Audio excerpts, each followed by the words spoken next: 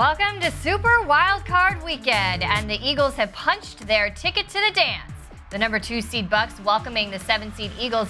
As the All-Pro Lane Johnson said perfectly, all you got to do is get in the dance. The Birds will need to be at their best today against Tom Brady and the reigning champs, and we will be at our best here today for you here on the Kickoff Show presented by Axalta. I'm Amy Campbell, thrilled to have you with us, and I am joined by my co-host Fran Duffy. Fran joining me from across the NovaCare complex. And look, we are turning the page to postseason football. We have an Eagles team that has won 4 of their last 5, facing a Buccaneers team on a mission to repeat as champions. An exciting matchup on tap today. No question, Amy. And playoff football back here in Philadelphia. Cannot wait for the Eagles to take the field this afternoon. A huge opportunity to upseat the defending Super Bowl champs. Yeah, a really exciting matchup. High stakes, of course, 2 teams with 2 very different stories coming into this. They've matched up in Week 6. The Buccaneers beat the Eagles in that matchup, but both teams are very, very different than the teams that matched up in that one. And, of course, we'll break down all the reasons why as we are looking at Raymond James Stadium live, watching Devonta Smith,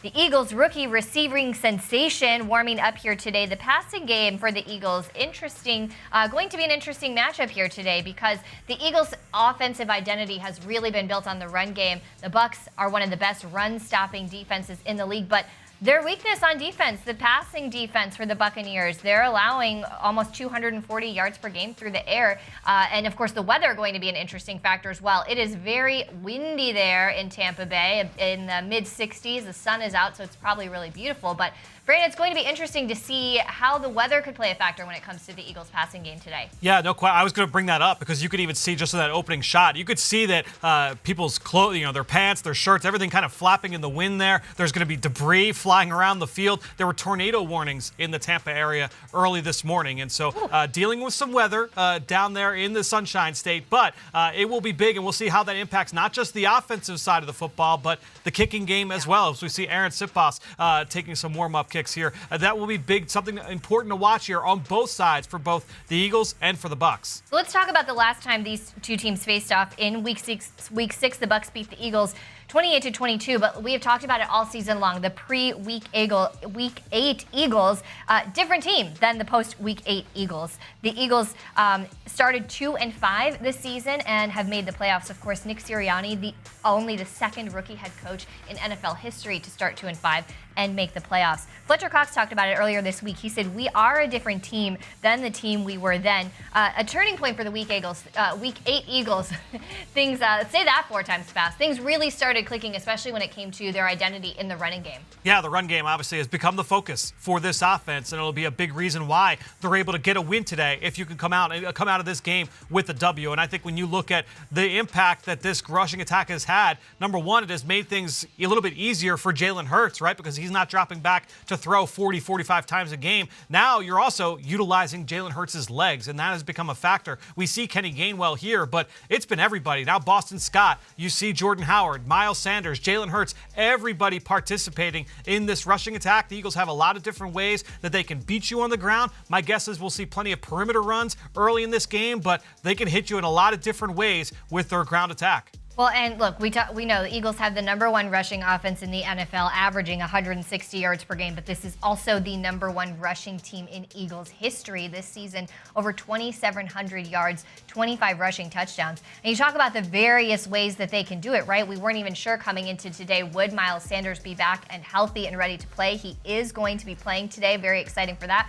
We're going to see Jordan Howard as well. But look, those guys weren't even playing in the last Eagles game, and the Eagles still rushed for 149 yards. So there's many different ways that they can do it. Now you add guys back like Miles Sanders, who Coach Nick Sirianni said earlier this week there would be no limitations on Miles Sanders coming into today. And then a quarterback with some legs, Jalen Hurts, the youngest quarterback in Eagles history to start a playoff game at age 23. The Eagles can get it done a lot of different ways on the ground. No doubt, and Jalen is a big part of that. And when you look at the way that this team ended the season, go back to Week 18 against the Dallas Cowboys last Saturday night. No Jalen Hurts, no Miles Sanders, no Jordan Howard, no Boston Scott. So all the 4 primary ball carriers for this Eagles rushing attack all got that bye week coming into this matchup. And so plenty of fresh legs here in Tampa Bay this afternoon. Yeah, and look, we talk about the Buccaneers' run defense and how it's currently ranked the number 3 rushing defense in the NFL. They're allowing just over 92 yards per game. But really, if you really break it down, and I was listening to Bucky Brooks on the Move the Sticks podcast earlier this week. This is where this information came from, but it's really up the middle that the Bucs are the best run stoppers with those big defensive tackles and Ndamukong Suh, Vita Vea.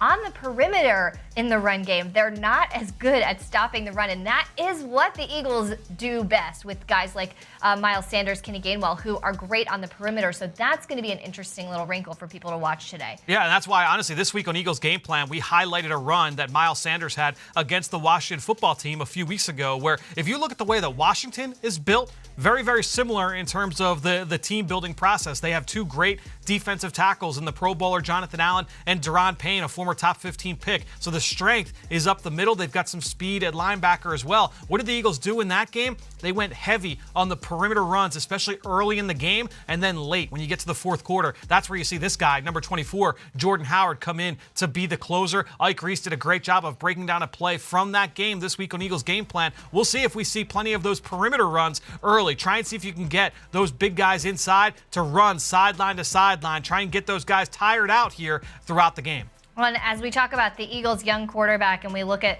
the offensive starters for today's game, we mentioned, look, he's the youngest quarterback in Eagles history to start a playoff game. But Tom Brady on the other side, he's 44, so this is the biggest age gap in NFL postseason history. Tom Brady, 44, Jalen Hurts, 33. Jalen Hurts, 3 years old when Tom Brady won his first Super Bowl.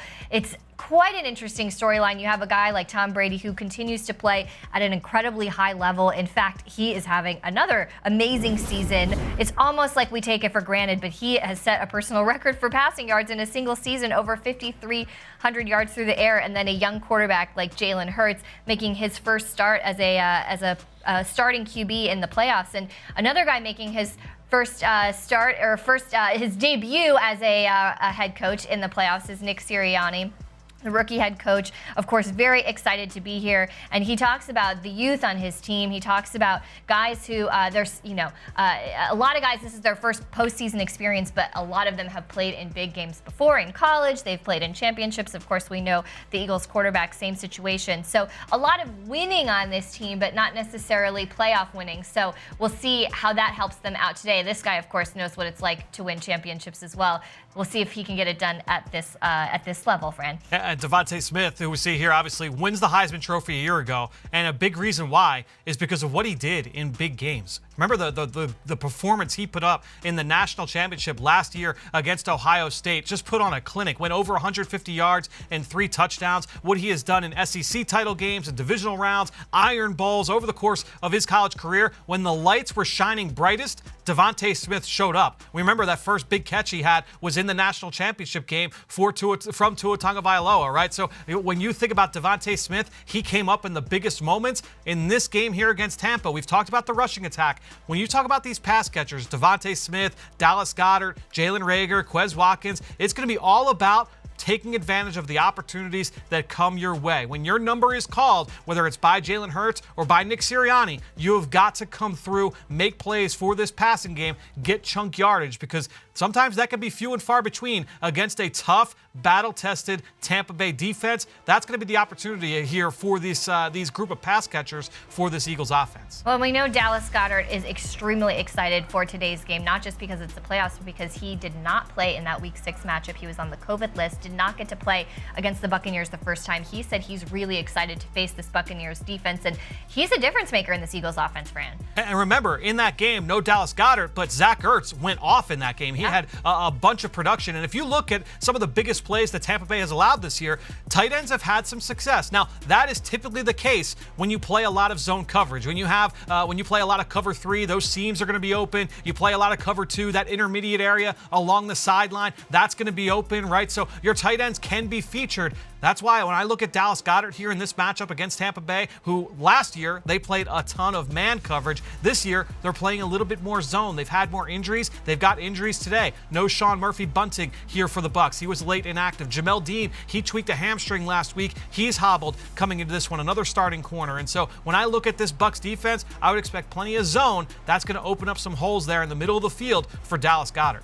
Yeah, with the Bucs defense, injuries in the secondary has been kind of the name of the game for them this season. And of course, you look at the stats in their passing defense, it has not been their strength. You talk about some of those injuries. One guy we should be seeing today is Carlton Davis, who was out the last time these teams faced each other. He was questionable coming into today, but is active. I think that could be an interesting matchup. Perhaps we see him on Devonta Smith, which could be a little bit of a throwback to the college days there too. No doubt. Carlton Davis coming from Auburn. I think when you look at the way that these guys, and Brian, when I say these guys, the Tampa Bay Bucks, when you look at the way Tampa utilizes their corners, they don't necessarily travel because they're playing a little bit more zone, right? So my guess is with some of the injuries they've got at the number 2 corner, the number 3 corner, we might see a little bit more traveling than we're used to with Carlton Davis on Devonta Smith, but that's something I'm sure that the Eagles coaches will try and test early in this game. As we're looking at the Iron Man himself, Jason Kelce, named first-team All-Pro this week. Congratulations to him as well. Let's talk about the Eagles' offensive line. Of course, we have a great matchup with Jason Kelce and those guys inside who are going to be matching up against the Buccaneers' interior guys. And it was really cool to hear Kelce earlier this week break down the game of Vita Vea, talking about how he's fast, he's strong, and he's intelligent. That's a deadly combination for a defensive tackle on the inside, but how much fun that matchup is going to be with Vita Vea, Jason Kelce, the guys inside, of course, and Ndamukong Suh on the other side as well.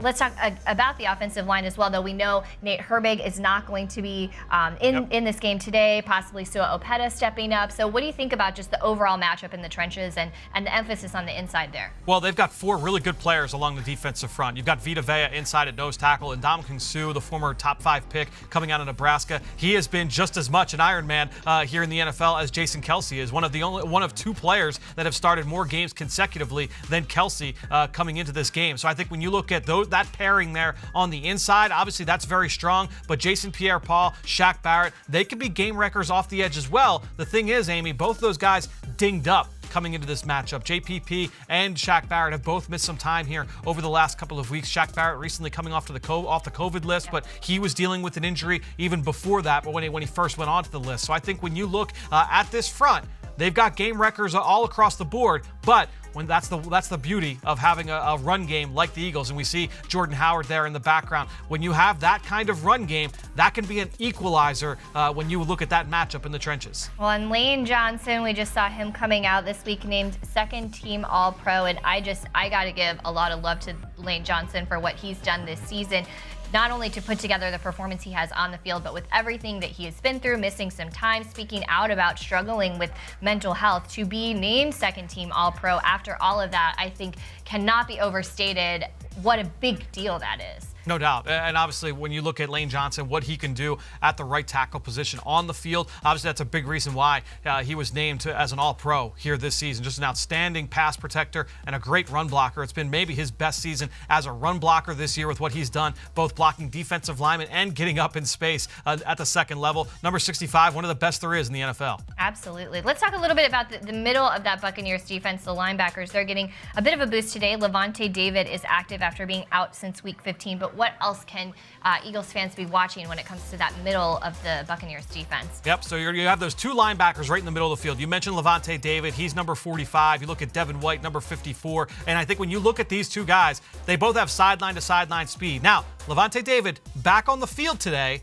but Bruce Arians, the head coach of the Bucs, he kind of insinuated that, well, he might be on a little bit of a pitch count. We don't want to push it too much. And so we'll see exactly how much of David that we see. Is he 100%? My guess is no, he's not going to be 100%. Devin White has not lived up to his preseason expectations after he had that great run in the Super Bowl and in the playoffs last year. He's obviously very, very athletic. But this week I caught up with John Ledyard, who covers the Bucs down there in Tampa Bay. And he said that how much White has been a little bit of a disappointment this year in terms of his instincts, playing under control, getting off blocks. That has been an issue, and that's honestly, it's one of the reasons why the Bucs have given up a number of big plays on the ground this year. And so that would be something to watch and see if the Eagles can take advantage of that here in this game. And here we are looking at the young offensive lineman, the future of the offensive line perhaps here in Philadelphia, rookie Landon Dickerson and young phenom Jordan Mailata. 2 young players that have really had great seasons on the offensive line and continue to be impressive. How big is it to be able to have 2 young players on the offensive line getting so much experience, and especially with a guy like Jordan Mailata who just continues continues to evolve. Such a great value the Eagles got for him, and such a huge part of this locker room. We saw him also getting the fans pumped up a little bit. He just seems like a guy who just loves the game and loves to be out there. Huge for the locker room. No doubt. It's huge for this entire franchise to have this many young pillars up front, all being able to work together and still having some of those vets. And you can almost say the same thing on the opposite side as well, right? Where we've seen some young guys in Josh Sweat, Milton Williams, those guys have stepped up this season. But then you see guys like a Fletcher Cox and Brandon Graham. We know what the Eagles have from those veterans as well on that side of the football. The lines of scrimmage, they are always priorities for this Eagles front office and making sure there's always talent coming into the building. And in their biggest games, you need those biggest talents to be able to come through. My guess is we'll see plenty of good plays here from number 91, Fletcher Cox. Oh, yeah. You want to talk about veterans. You want to talk about champions. This is a guy who knows what it's like to win a Super Bowl, leading that defensive line. He talked earlier this week about how he is fresh coming into this postseason. The last 2 times he went into the postseason, he said he was banged up. Of course, he still was dominant in those performances. One of the players who continues to blow me away with how not only does he play hurt, but how he is dominant even when he's hurt. Today he's feeling fresh. That's terrifying, Fran. Yeah, no question. And you see the what he's able to do from a leadership standpoint as well. Once again, leading this team in the pregame huddle. We'll see exactly what this defensive front looks like. No Josh Sweat. He is inactive after undergoing a medical procedure reportedly here this week. So he is inactive. So what does that mean for the Eagles defensive line? Well, it seems like Ryan Kerrigan will get the start, but we'll see. We know that the Eagles have a lot of different multiple fronts that they like to mix and match. And so we saw Milton Williams get a lot of reps at defensive end a week ago against the Dallas Cowboys. We know that he's got that position flexibility. He played on the edge a lot here this summer. My guess is we'll see plenty of Milton Williams, plenty of Fletcher Cox on the edge as well. We've seen that at times. Another thing that I would keep in mind here, Amy, a couple weeks ago, the Eagles didn't have Derek Barnett for the entire week of practice. He was on the COVID list as the team prepared to go on the road to take on the Washington football team. What did we see? We saw a lot of Jannard Avery and Patrick Johnson in some different rush packages. My guess is that's something we could see a lot in this game as well. Well, here you go. We're looking at the Eagles linebackers, TJ Edwards, who continues to be a bigger and bigger part of this defense, and his game it evolves every single week. He continues to be productive.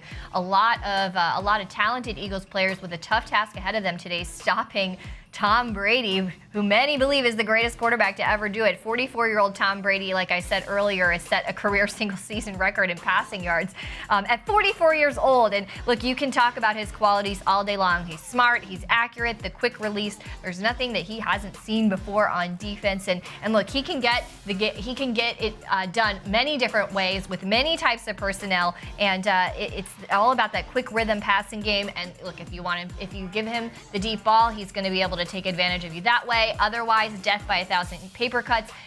Tom Brady, it's a really tough task for this Eagles defense to stop, but I do think that they're up to the challenge, and the Bucs are without some significant personnel on offense, some of Brady's favorite weapons. No doubt. No Antonio Brown, no Chris Godwin, both those guys not playing obviously in this game. No Leonard Fournette. He was not activated off injured reserve as well. That's huge. He was third on the team in targets this year, Amy. I mean, he missed the last 3-4 games, but he still finished third on the team in targets. So when you look at what he means to this offense from a run game standpoint and from a pass game standpoint, no Leonard Fournette, no Ronald Jones, who has been the number 2 running back. So you're leaning on a young veteran here in Keyshawn Vaughn, who was a third-round pick out of Vanderbilt a couple years ago, and to be honest, has been disappointing for them. They wouldn't have signed Leonard Fournette last summer if Keyshawn Vaughn had lived up to those expectations. They brought in Le'Veon Bell late in the season as well after Leonard Fournette went on injury reserve, and so those are the 2 guys that the Bucs are going to be leaning on. They get Gio Bernard back, who has been a really good third down runner for whatever team he's been with over the course of his career. Obviously, the large majority of that with the Cincinnati Bengals, but has only had a handful of touches this year, has just not been a featured part of the pass game or the run game. And so the Bucs, they're going to lean heavily on Tom Brady and the way that he's able to perform with a shorthanded group of pass catchers. Well, and look, if we talk about the Buccaneers passing offense, they're number 1 statistically in the NFL, averaging over 300 yards per game, and they're second in points per game in the NFL. They're averaging over 30 points per game. I am really excited, especially to see every single week. It's like, where is Darius Slay going to be? Who is he going to be on? One of the best players in the NFL, having an incredible season. Of course, a Pro Bowl season for him as well. And I'm really interested to see the matchup for him today. Could it be on Mike Evans? That would be a really fun one to watch, Fran. Yeah, my guess is we'll see plenty of big play Slay on Mike Evans, right? I think that would be the matchup to watch. Now, we know that the Eagles don't play a ton of man coverage on defense, right? So despite the fact that Slay will be matched up, quote unquote, against Evans, it's not going to necessarily always be man to man. So that'll be just something to watch, is just what those matchups look like. And I think the Bucs are going to move Mike Evans around. He's not going to just play outside where number 2 is going to be out there waiting for them on the island. That's not going to be the way that they use Mike Evans. They're going to move him around. They're going to move Rob Gronkowski around. So how the Eagles answer that is going to be interesting to watch. You know that Bruce Arians and Tom Brady, they're going to come in early, move those guys around, and see how the Eagles respond to that formationally. As we look at the defensive starters here for the Eagles, we mentioned earlier Josh Sweat is out. You talked about possibly Ryan Kerrigan stepping in. But what do you think this Eagles defensive line and defensive front looks like today without Josh Sweat in the lineup and the other players stepping up? Yeah, I mean, I think the big thing, like I said earlier, will be that you'll have Milton Williams get plenty of those defensive end reps. I think you'll start to see a little bit more of the Jannard Avery, Patrick Johnson rush package. We saw that a couple of weeks ago when Derek Barnett was out for most of the week, right? So I think coming into this, because remember, Josh Sweat didn't practice all week. They've been preparing without Sweat all during the week of practice. And so I think you'll get to see a little bit more from an exotic look standpoint. Obviously, we'll see Ryan Kerrigan in there as well. We'll see some Teron Jackson, the rookie late round draft pick as well. We'll get to see all these guys be mixed and matched to create some of these favorable matchups. But the Eagles have to, number one, stop the run early, and you've got to be able to force some incompletions out of Tom Brady. Get them behind the sticks, then you can get to some of those exotic rush looks to try and see if you can confuse Brady and get some pressure. Well, and what about stopping Rob Gronkowski? He, of course, is one of Tom Brady's favorite weapons,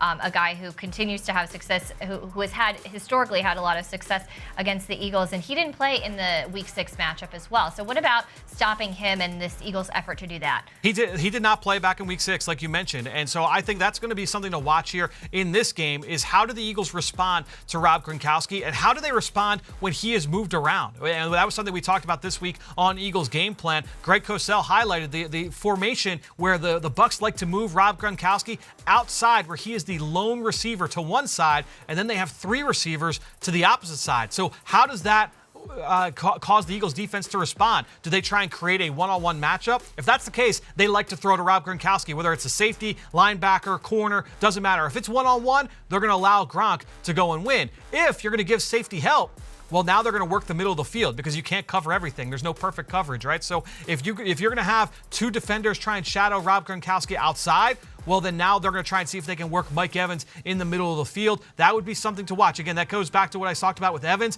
They're going to try and move some pieces around, move Evans around, move Gronkowski around, see how the Eagles defense responds, and then act accordingly. The Eagles have to have answers to those change-ups as well as to whatever they roll out on their initial script. Well, and when you talk about stopping Tom Brady, we talk about, especially in the passing game, that quick release is something that he is one of the best at in the NFL. And that goes along with that, the offensive line allowed the fewest sacks in the NFL. Right. Brady only been taken down 23 times this season.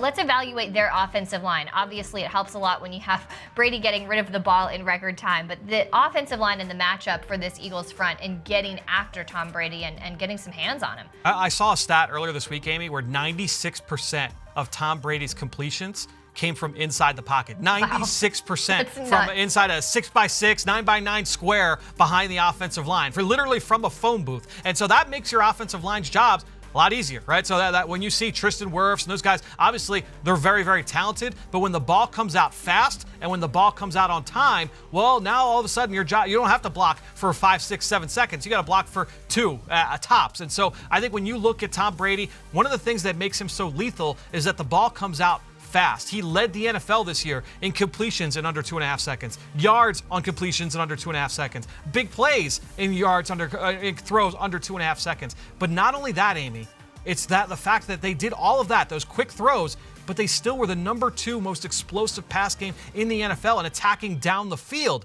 That math does not add up. No, You shouldn't be able to throw the ball downfield while still getting the ball out in under 2.5 seconds. And so what does that mean? It means that they have a lot of trust, a lot of faith in their ability to say, hey, here's our one-on-one matchup. I'm going to hit the top of my drop, and I'm just going to let this thing fly. I'm going to throw a slot fade. I'm going to throw the post. I'm going to throw the corner out. Now, without those big receiving weapons, and remember, one of their backup receivers, Cyril Grayson, who has made a lot of plays down the stretch here for Tampa, he's not playing in this game. So you're losing a lot of weapons here in this Tampa Bay passing attack. That's just something to watch here. But we know, I mean, there's a reason why Tom Brady is Tom Brady. He is one of the best of all time. I would argue the best quarterback of all time. The Eagles have to try and find answers, try and get off the field as often as possible. Well, and when you're talking about explosive plays, and if you're measuring the explosive play stat, which means 16-yard completions and 10-yard rushes, Tom Brady, the #1 quarterback in the NFL this season in explosive plays. Jalen Hurts, #4, and Hurts has had 2 fewer games. So 2 quarterbacks today that make a lot of explosive plays and can get it done in a variety of ways. No doubt. And obviously with Jalen, the run game element is a big part of that. And I do expect that the Eagles are going to try and establish the run, make sure that run game is going. And look, you're going to try and limit possessions for Tom Brady in this game. Well, and look, is there a little something extra here because it's Tom Brady? Of course, obviously it's not the Patriots, but, I think, Tom Brady, we always talk about how he holds grudges forever, right? Do you think the fact that the Eagles have gotten in his way of getting a ring, do you think that adds a little something extra to this matchup today? I mean, he's talked about it. He talked about it on his podcast this week that, he still, whenever he sees Eagles fans, he sees the Eagles logo. He gets mad. Yeah, he thinks of dropping that pass in the Super Bowl, right? So clearly that is something that is still very much on his mind. Yeah, and I guess fortunately for Tom Brady, unfortunately for the Eagles, Brandon Graham not going to be in this matchup, but we'll see what this Eagles defensive line can do against the Buccaneers and their offensive front. And with that, we will head back over to Raymond James and bring in Eagles insider Dave Spadaro joining us live from Tampa Bay. Dave, we have made it to the postseason. Leading up to today, how is the team prepared physically and mentally for this moment? Amy, there's such great energy here, first of all. A lot of Eagles fans. You really feel that it's different than a regular season game. But to this point, Nick Sirianni's tried to keep everything the same. The message has been, don't let the moment get too big for you. Make sure that you arrive on game day with really well-directed emotion and focus and energy. There have been walkthrough practices, a lot of great meetings, great focus at the meetings. Jalen Hurts addressed the team last night and really spoke passionately about let's go in there and win the game as a team. What we've built this year all comes out today. So I feel good about it. I think Nick feels great about the way the team is prepared all week. We'll see what happens in a few minutes here. Well, Dave, obviously going into this playoff matchup, so much for us to watch. But in your mind, what is the biggest storyline that we should have our eyes and ears on here in this game?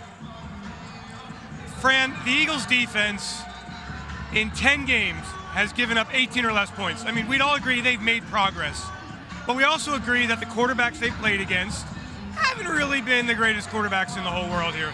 Today, they're actually playing the greatest quarterback in the whole world without Josh Sweat. So to me, it's really kind of a bit of a referendum on, hey, what is Jonathan Gannon going to do here? Is he going to rely on that 4-man pass rush? Can the Eagles get pressure at least enough to have Brady get rid of the football? How do they adjust to absolutely gusting wind conditions? I mean, it is blowing hard here. The long passing game might be difficult. So I think we're really going to find out about the defense in the big picture against the very best quarterback of all time, who doesn't have any running backs. His wide receivers, Mike Evans, Rob Gronkowski, and Cameron Brate. So it matches up pretty well for the Eagles. Let's see if they can take advantage. And Dave, what do you think is going to make the difference today for the Eagles? Amy, when they played in week 6, Tom Brady went right down the field and scored. Then he got the ball back, went right down the field and scored. Controlled the football, controlled the clock, got touchdowns. And Tampa Bay took a lead. And the Eagles cannot come back against Tom Brady and the Tampa Bay Buccaneers. They have to play from in front. And so that's what I'm looking for. These last few weeks, it's been slow starts against the Giants, twice slow starts against Washington. The Eagles were able to come back against those teams. This is not those teams. So Eagles really have to up their game and from the very start, shock the Tampa Bay Buccaneers. All right, Dave, thanks so much. Hopefully we get the win in Florida today. Enjoy what is hopefully nice sunny weather. Not as cold as it is here. We'll go with that. Yeah, it's not bad, Amy. Go Birds, and let's get a win today. Go Birds. I love it. You can really feel the excitement. All right, Fran, what's the most important thing in your mind for the Eagles to execute today? Well, for me, it's going to be all about trying to confuse Tom Brady. You want to try and cloud the picture. And that's something, Amy, that we talk about all the time when the Eagles defense is getting ready to prepare to face a rookie quarterback.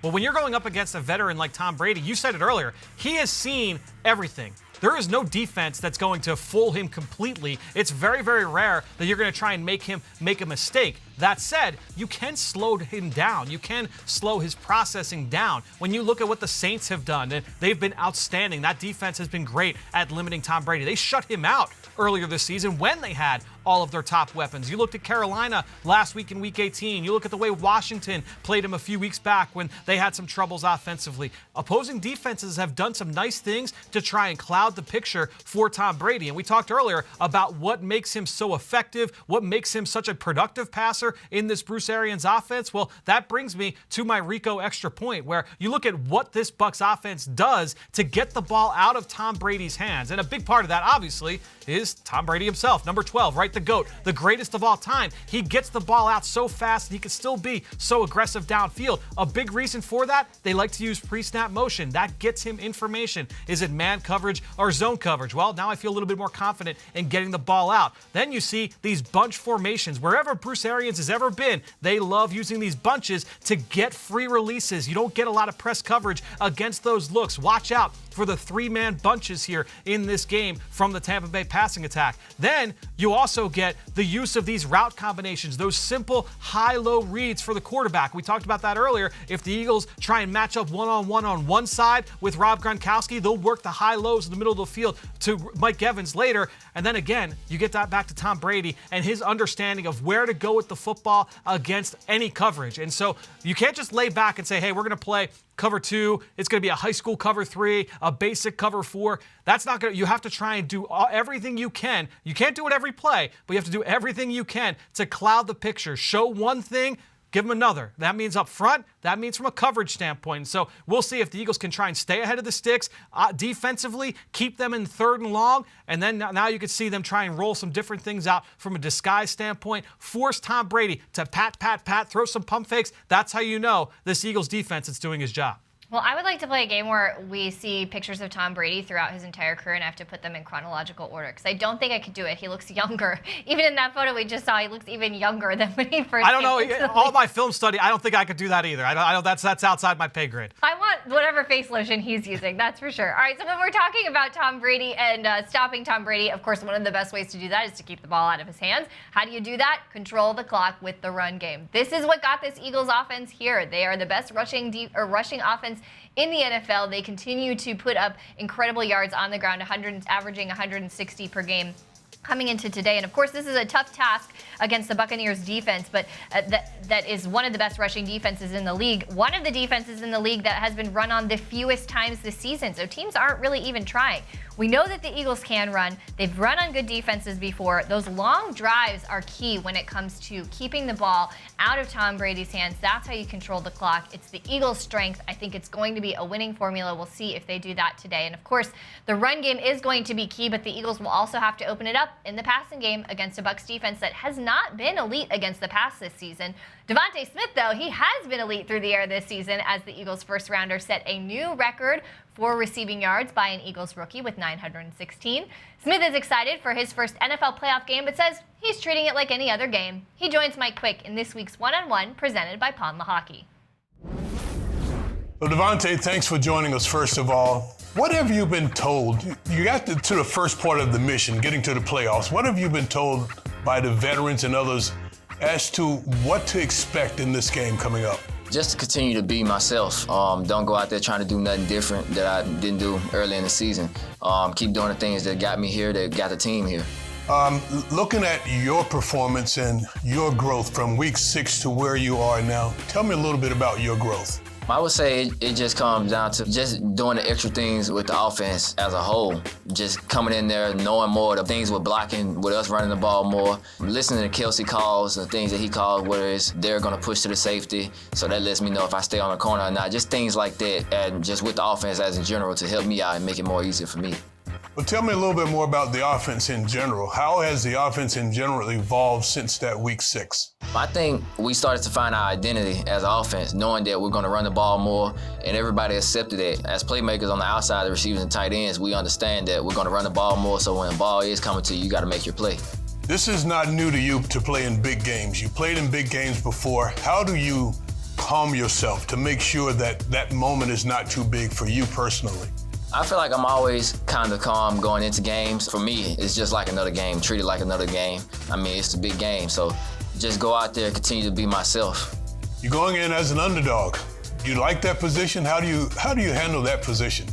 I feel like whether you're an underdog or everybody expects you to win, you still have to go out there and just be you. I mean, whether you're an underdog or not, it doesn't change how you look at the game.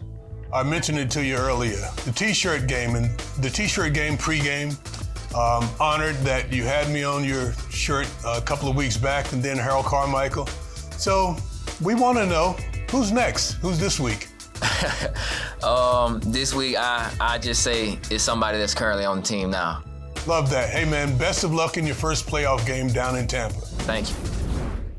The Philadelphia Eagles and Axalta Coding Systems have built a roster of all-pro teachers. Go to philadelphiaeagles.com/Axalta All-Pro Teachers to view this year's outstanding recipients.